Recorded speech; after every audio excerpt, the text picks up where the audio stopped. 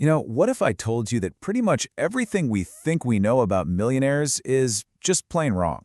Today, we're going to dive deep into one of the most game-changing personal finance books ever, The Millionaire Next Door. It came out way back in 1996, but its research uncovered some seriously surprising stuff about who the wealthy really are. And it all kicks off with one simple but crucial question. So, what is the real difference between being rich and being wealthy? I mean, they sound like the same thing, don't they? But according to the guys who wrote this book, Thomas Stanley and William Danko, they are worlds apart. And honestly, getting this one distinction right is the key to understanding everything else. Okay, here it is. Being rich, that's all about your income. It's about playing great offense. Think of a surgeon who makes a ton of money but spends every last dime. They're rich, sure, but they aren't building any real wealth. Wealth, on the other hand, is your net worth. It's what you accumulate, what you keep. That's playing great defense. And that's the real ball game. So when you picture a millionaire, what comes to mind? Probably this, right? The fancy cars, the huge houses, the designer clothes. The book has a great name for it, conspicuous consumption. Basically, spending money just to show people you have it. It's a stereotype we see everywhere. But here's the kicker. What the authors found is that this image is almost entirely a myth. So if that's the myth, what did the research actually find when they went out and studied real millionaires? Well, Stanley and Danko, they started their research expecting to find these people in the most exclusive, high-end neighborhoods. But what they discovered was so shocking, it changed the entire direction of their work. And this is where the whole idea gets flipped on its head. The authors didn't find the millionaires living in mansions. Nope. They found them clustered in regular, middle-class, blue-collar neighborhoods. They weren't driving brand-new BMWs or wearing Rolexes. Why? Because their number one goal wasn't looking rich. It was achieving financial independence. The authors came up with a fantastic term for these folks: prodigious accumulators of wealth, or PAWs for short. A PAW is just someone who is incredibly good at converting their income into lasting wealth. Their net worth is way, way higher than you'd ever guess just by looking at their paycheck. They are, quite simply, masters of financial defense. And of course, there's the opposite, the under-accumulators of wealth, or UAWs. Now, a UAW might have a huge income, but they have almost nothing to show for it because they spend everything. PAWs, however, live below their means and are laser-focused on investing. This is how a school teacher earning $60,000 a year can actually be more of a PAW than a lawyer earning $500,000. It's not what you make, it's what you keep. Okay, so that's the what. But how do they actually do it? What's the secret blueprint these piles are following? Well, it's not some crazy stock tip or a get-rich-quick scheme. It's actually a set of really consistent, disciplined, and kind of boring habits. The research basically boiled it all down to these 7 common traits. They consistently live below their means, that's number 1. They're super efficient with their time and their money. They value financial freedom way more than they value showing off. And this one's really interesting. They typically didn't get regular cash handouts from their parents. The book calls it economic outpatient care. Turns out, learning to stand on your own 2 feet is a critical part of building financial discipline.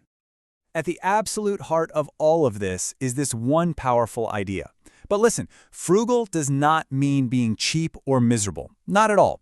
It just means being intentional. It means you are disciplined and you are deliberate about where every single one of your dollars goes.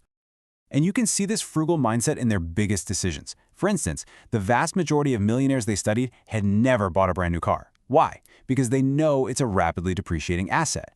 They also get that your zip code really, really matters. Living in a fancy neighborhood creates this crazy domino effect of social pressure to spend more on everything: the schools, the clubs, the vacations, just to keep up.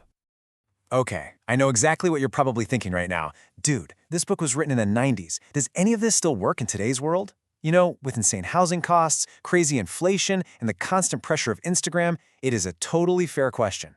And it's right at the heart of the modern debate around this book. This quote I found on Reddit just sums up the whole skepticism perfectly. So much has changed since 1996, and it's absolutely valid to ask if these core ideas are still practical. First things first, let's just put that word millionaire into perspective. $1 million in 1996 is the same as having almost $1.9 million today. So the financial bar the book was looking at is actually way higher now. So let's really break down this debate. On one side, you have critics pointing to things like sampling bias. Maybe the study just happened to find a bunch of extreme penny pinchers. Others talk about survivorship bias. We don't hear from all the frugal people who tried this and failed. But on the other side, defenders argue that the core principles, live below your means, avoid lifestyle inflation, focus on your net worth, those are timeless. In fact, they'd say that with the constant keeping up with the Joneses pressure from social media, this advice is more important today than it ever has been. And this gets us to the real emotional core of the whole debate. It's a question a lot of people have. What's the point of all this saving and scrimping if you never actually get to enjoy your life? It's that classic tension between saving for tomorrow and living for today. But here's what people often miss. The book's message was never about a life of joyless deprivation. It's about conscious choice. It's about being intentional.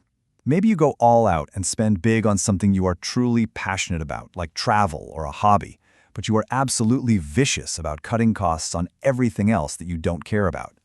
The real enemy here is lifestyle inflation, that sneaky habit of letting your spending grow right alongside every single pay raise you get. So, all of this brings us to the ultimate takeaway from the book. The real goal isn't just to pile up a bunch of money. It's to completely redefine what it even means to be wealthy in the first place. This comment I saw, man, it just captures the end game perfectly. The goal isn't a bigger pile of cash. The goal is what that cash buys you. Freedom. The freedom to not have a panic attack over a surprise car repair. The freedom to walk away from a toxic job. The freedom to be in control of your own time. At the end of the day, the real wealth the millionaire next door is chasing is peace of mind. It's a life that's defined not by what you own, but by a lack of financial anxiety. It's having the stability and the security that allows you to make your life's choices based on your values, not just what's in your bank account.